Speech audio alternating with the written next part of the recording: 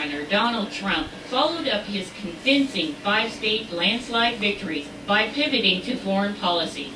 The billionaire and political rookie told a group of D.C. politicos that his plan would always put the interest of the American people and security first. That replaces randomness with purpose, ideology with strategy, and chaos with peace. It's time to shake the rust off America's foreign policy. It's time to invite new voices and new visions into the fold. That vision does not include his competitor, former Secretary of State Hillary Clinton. The lifelong Democrat couldn't disagree more with the GOP novice. Loose cannons tend to misfire. One thing we know that does not work is offensive, inflammatory rhetoric. Despite the media narrative, Trump appears to have adopted a practical populist approach when it comes to foreign entanglements. We will no longer surrender this country or its people to the false song of globalism. The nation state remains the true foundation for happiness and harmony. I am skeptical of international unions that tie us up and bring America down, and will never enter. And under my administration, we will never enter America into any agreement that reduces our ability to control our own affairs. But can America really relinquish its dominant financial role overseas? Or is this speech more political rhetoric to win the Oval Office?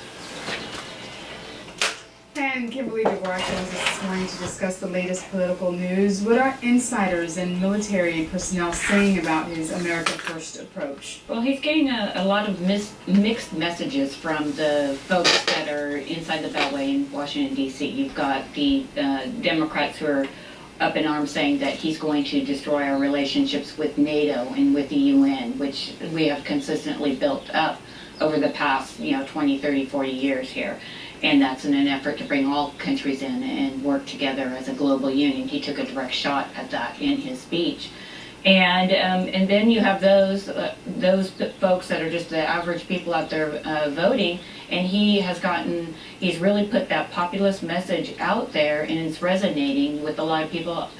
Going back to what happened after 9/11, he's seeing that after 15 years of war and a number of countries that we continue to be fighting in the Middle East and North Africa, it really hasn't worked. And I think the American people are looking at this, and this might be the only speech that Donald Trump will give where he can actually pull from both sides of the political aisle, because Americans are tired of war. They're rightly tired of war.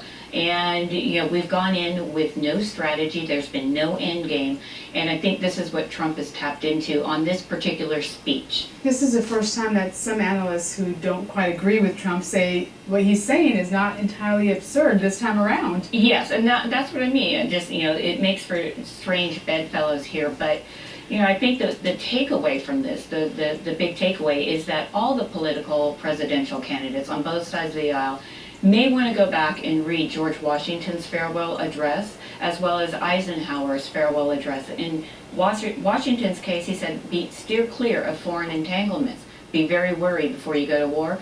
And in Eisenhower's case, he said, be wary of the military-industrial complex that will perpetuate this, continual war. So I think Trump has tapped into the right side of the message on this, and for most, he's going to get support. What he'll do with the rest of it, nobody knows. But this seems to be the one unifying thing that the voters are actually looking at, saying, it may be worth trying this out. All right, so the presidential candidates are watching us this morning. Take Kimberly's advice. There we go. All right, thank you for being with us.